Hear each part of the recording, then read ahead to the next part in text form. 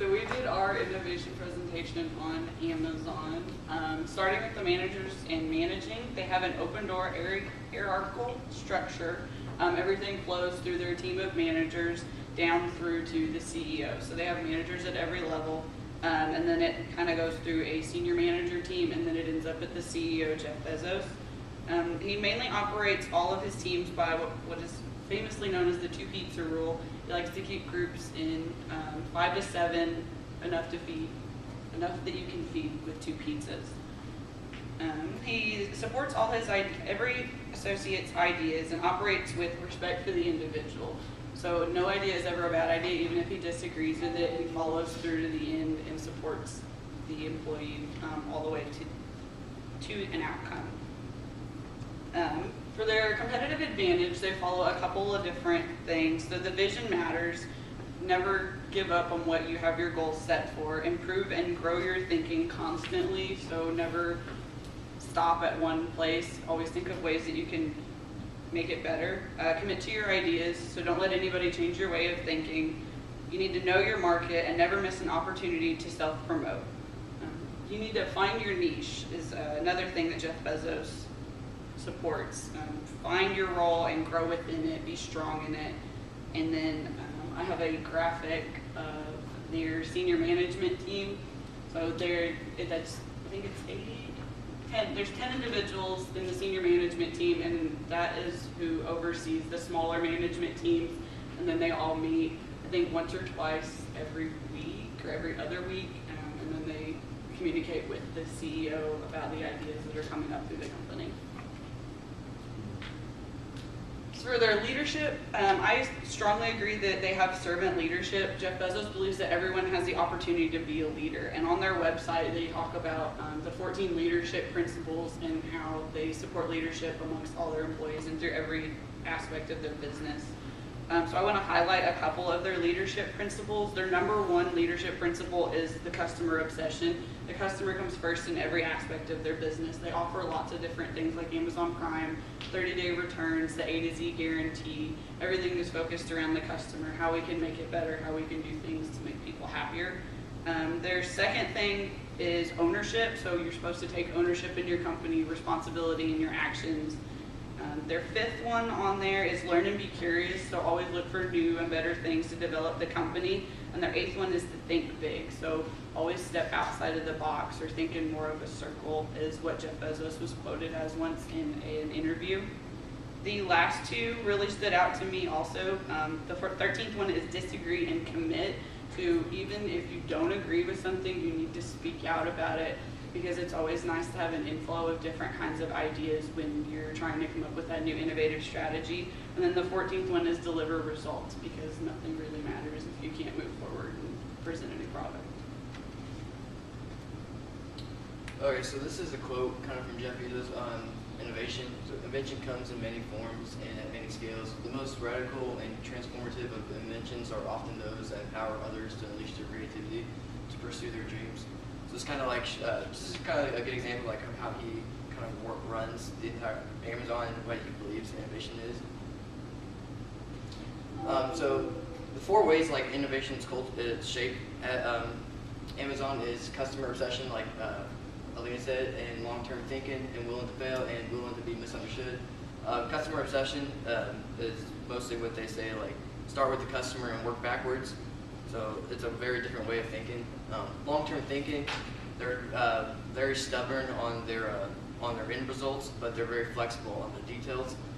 Willing to fail, they aren't afraid to do new things. They aren't afraid to enter new markets. As you'll see, they're into a lot of different markets than when they first started Amazon. And willing to be misunderstood. They're very comfortable with other companies, and it's just people in general not understanding what they do. And then every innovation they have, it's been influenced by these 4 culture shapes. So these are just some examples of some of their new stuff that they're doing. Amazon Prime, obviously you guys know what Amazon Prime is. You get a package within 2 days of ordering it.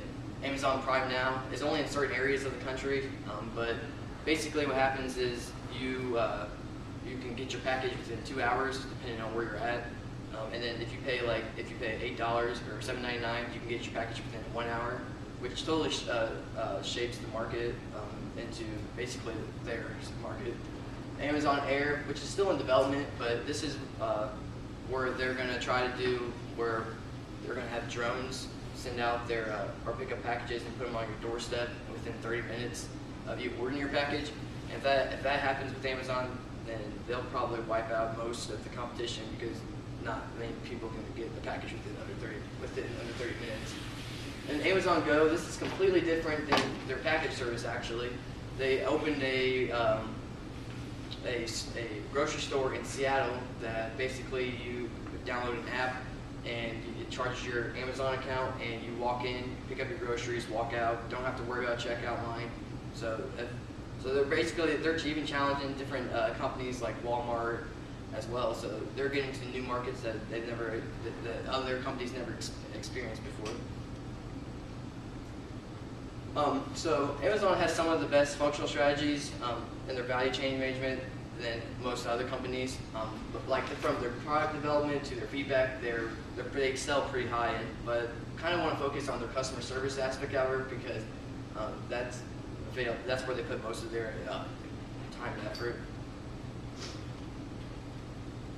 So Amazon's committed themselves to being world-class customer service. Customer obsession is a big one, like we've said multiple times now. Customer loyalty, easy-to-use tools that enhance the experience, an overarching mission to become the planet's most customer-centered company.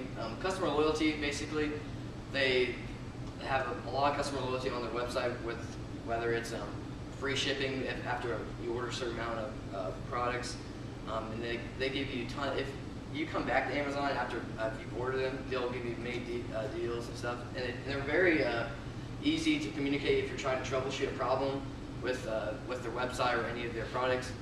They always have round-the-clock service that you can call, and they're very helpful to troubleshoot.